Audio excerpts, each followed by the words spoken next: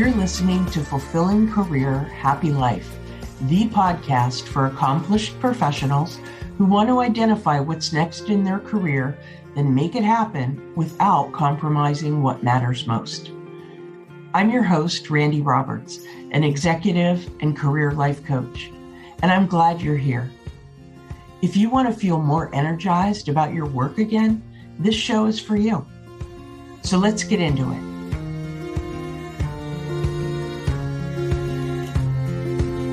Hi there. Thanks for joining us today.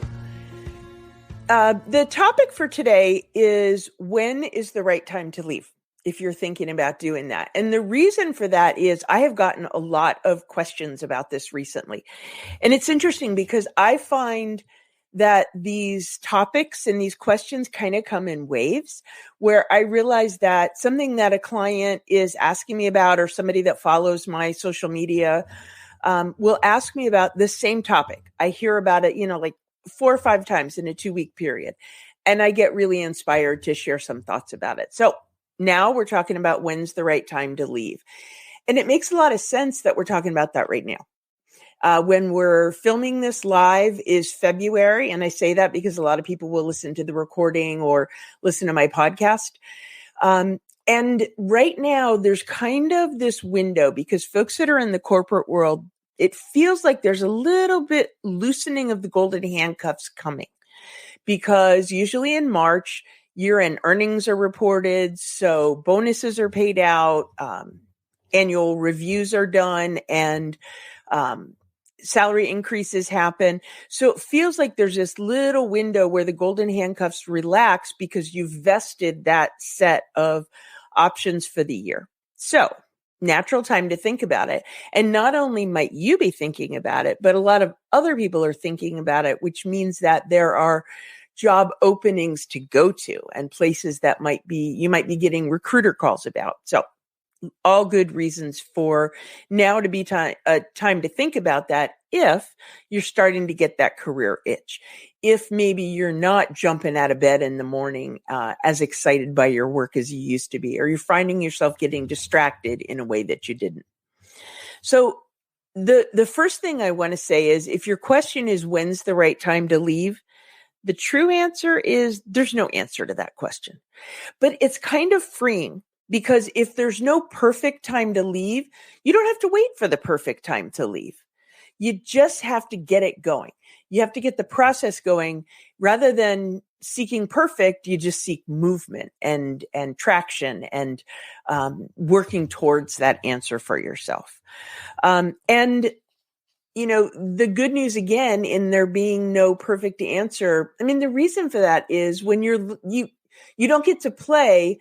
It's a wonderful life, seeing how things would be one way and seeing how things would go the other way. So you make the best decision that you can at the time and you move forward with it. So don't seek perfection here. What we're trying to make sure is that you're making the decision that's best for you, given everything that you know today. The other thing is, if you're asking when's the right time to leave, the question kind of assumes that you've already decided to leave. But before we move on from that point, I just want to pressure check, make sure that you're clear on the reasons that you're leaving or considering leaving.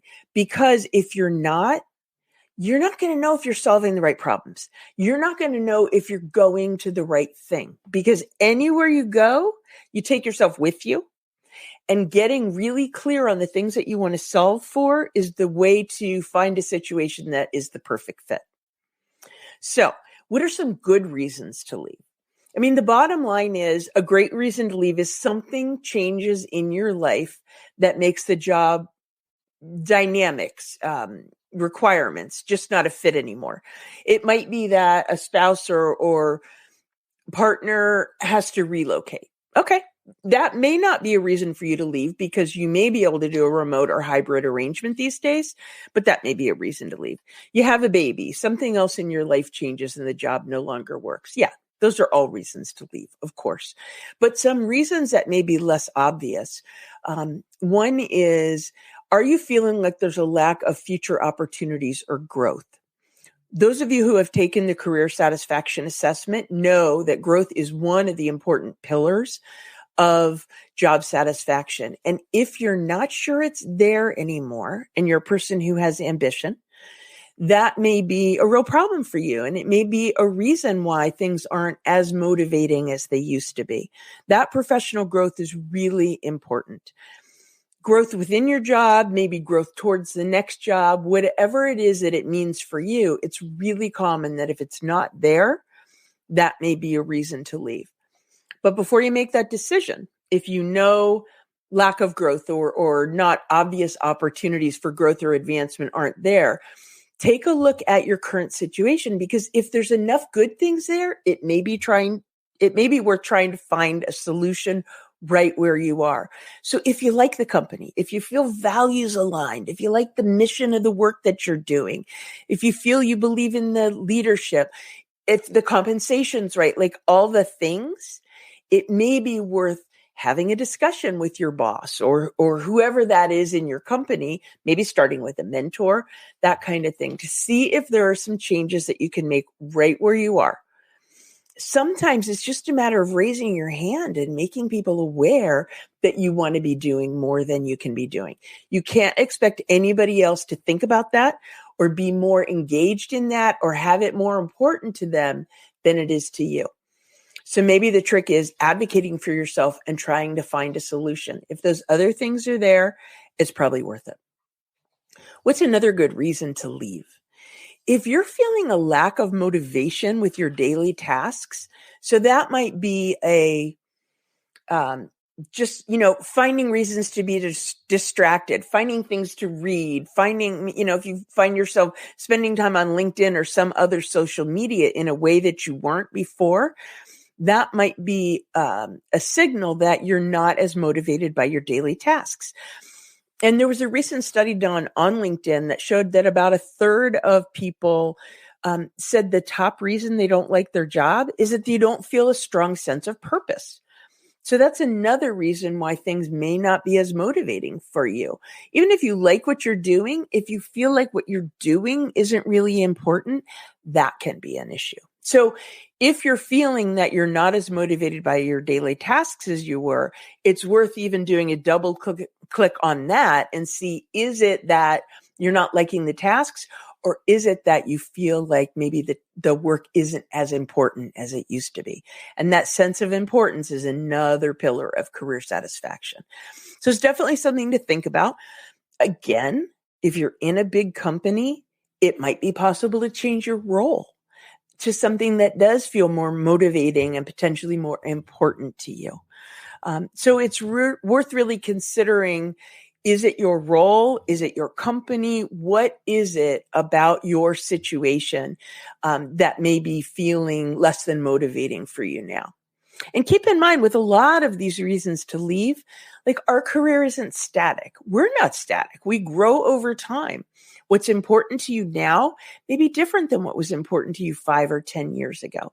You're supposed to change and grow. So it's totally normal for your needs to change and grow. So sometimes it's give yourself permission to think about it. Give yourself permission to make that important, to make that a motivator potentially for action. It really is okay. In fact, it's more than okay. It's normal. It's part of the process. What's another reason that you might want to leave your job? And I would say this is a really good reason. If you're feeling like it's a toxic work environment, it's a really important thing for you to look at. And what does that mean? It's really easy to say, oh, toxic work environment. Does that mean like your boss is mean to you or unfair? Yeah, that's one element of it. But there are others. Do you feel like you don't have a sense of psychological safety there? Is it a place where you can't be yourself, speak up, say the word when something isn't right? And when I say isn't right, I mean not efficient enough for the company, not aligned with the company values or your own. Those are all things that go into psychological safety. So it's something to look at.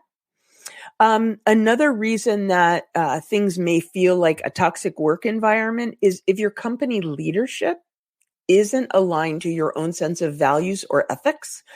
And that may be something that you weren't aware of when you started with the company and it's always been the case, or it may be something that's changed. The people changed, the leadership changed. So it's okay to look at that and think about whether that is no longer a fit. Another thing is, if you feel like the company culture doesn't foster a good way of working together, I'll say, a healthy way of working together, or the staff may be treated poorly even. Again, could be something that you weren't aware of was going to be the case with the company and has been for a while, or could be a result of new people, new leadership, new dynamics, even with the same leadership. If a company goes from, say, a culture of, wow, it's growth and we're driving new product lines and, we're in this upward trajectory. If something changes about your business where now you're consolidating, you're maybe even laying people off, those things can create a real change in culture, and may create a toxic work environment that's just not right for you. If you are encouraged, asked, forced to behave in a way that crosses an ethical or moral boundary for you, that's a real red flag and something to pay attention to. And if, like me, you were in a regulated industry, like my first career was in pharmaceuticals, crossing that line can have serious consequences. So it's something to pay attention to. Make sure your moral code is intact and something that's supported at that company.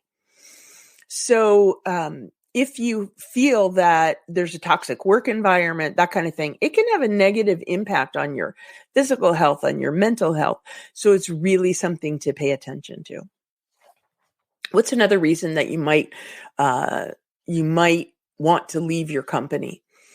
If you have a better opportunity somewhere else, it's a really valid reason to leave. And better can mean a lot of things to a lot of people. It might be a significant increase in pay or benefits, especially if it's to the level where it makes a meaningful difference in your life. You can increase your savings. You can, have greater security. You can buy the vacation house, like whatever it is that's important to you and your family. If it makes a meaningful difference, it's something to think about. A better opportunity also might mean better career opportunities or better career development, or just something that's more intriguing to you, or you feel like the work is more important. It's okay to think about that. Another aspect that may mean it's a better opportunity for you, and you've heard me talk about this a lot, is balance. Does it allow you more time to do the things that are important to you? If that's with your family, if that's pursuing hobbies, if it's doing volunteer work, whatever that is for you, the things outside your work that are meaningful and motivating in your life, not having enough time to devote to those and finding a new opportunity that gives you more time is another really good reason to leave. So that's 5 good reasons to leave. And keep in mind, if those things are in place, if one of those things, or maybe even more of them, is an issue for you, you still can do this on your terms. If you're in a position where your job's good enough, there's enough good things going on, like the compensation's good, the people that you work with are good, the nature of the work is good, but maybe something isn't right there, you can do this on your terms, and you can put the wheels in motion to find that next opportunity and then leave on your timing and terms.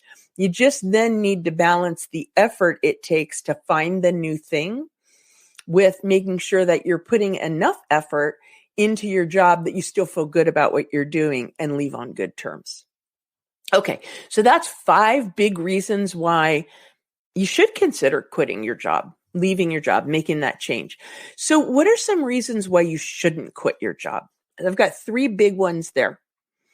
And really the biggest one, and let me put a caveat on it. It may not be why you shouldn't quit your job. It may be why you shouldn't quit your job yet. And the first big one is, you're pretty clear that what you're doing now isn't what you want, but you're not clear what it is that you want.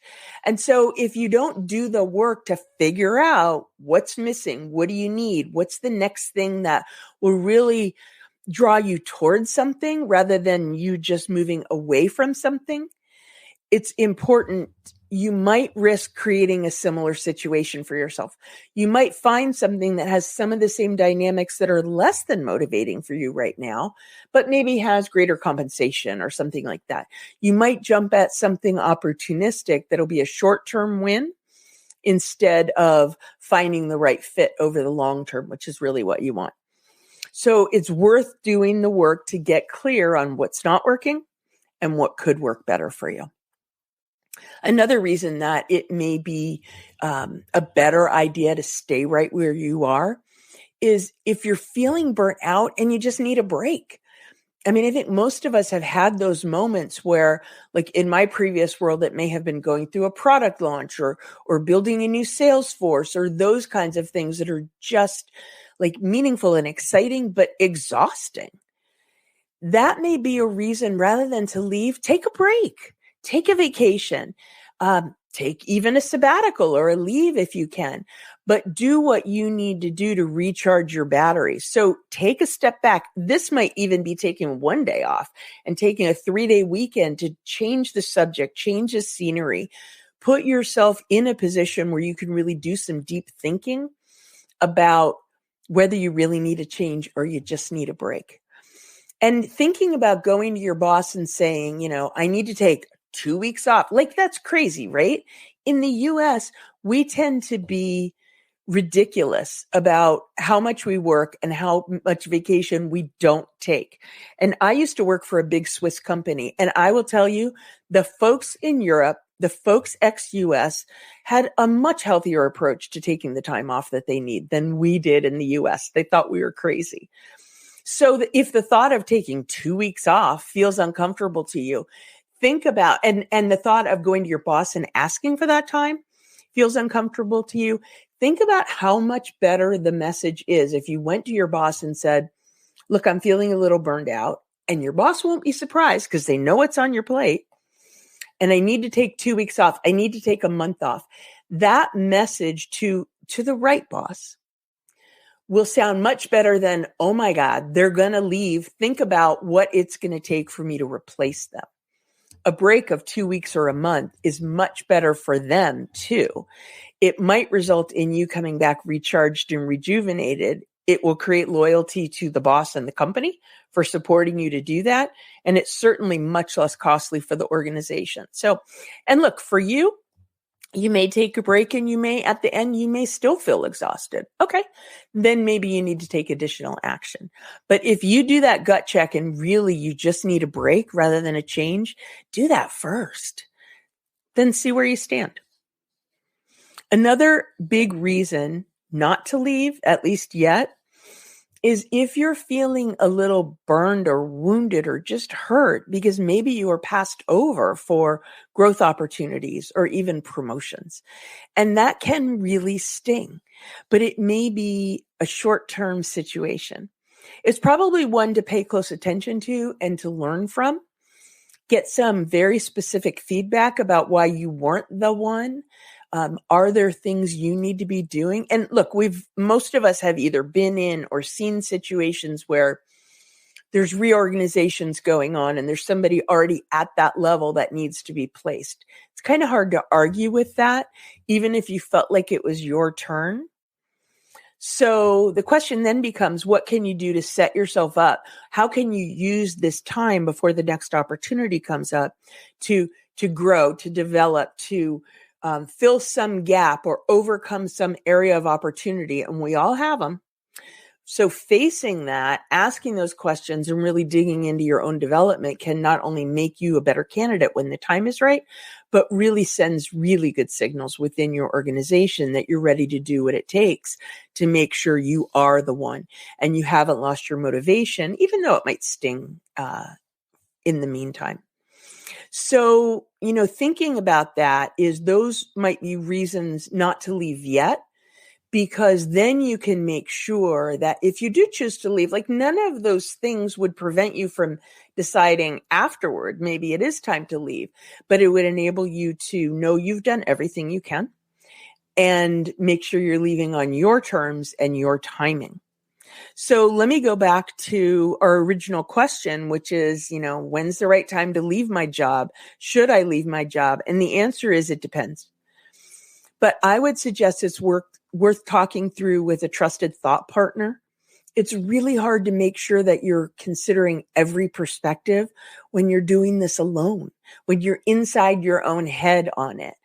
Everyone needs that sounding board, that thought partner, and maybe more than one, to make sure that you're not missing something, to make sure that you're not blinded by something, a perspective that someone else can provide. And even if all of those things happen and you stick with your original inclination, which is to leave, trust me, you will feel much more confident in your decision. You will have been much more thoughtful and purposeful about it. And you'll just know that it's the right thing, and it will set you up to start the next thing in an even better mindset. So having said all of that, I would love to know your thoughts. And if you want to talk to me about it, send me a note, contact me so we can talk. You can reach me through my website, which you see there below my name, Randi, R-A-N-D-I, robertscoaching.com. You'll notice that's a new name. I've changed the name of my company. So it's now randirobertscoaching.com. So thanks so much for listening in, whether you joined live or you are listening to the recording after. I really appreciate your time, and I hope these thoughts have been helpful.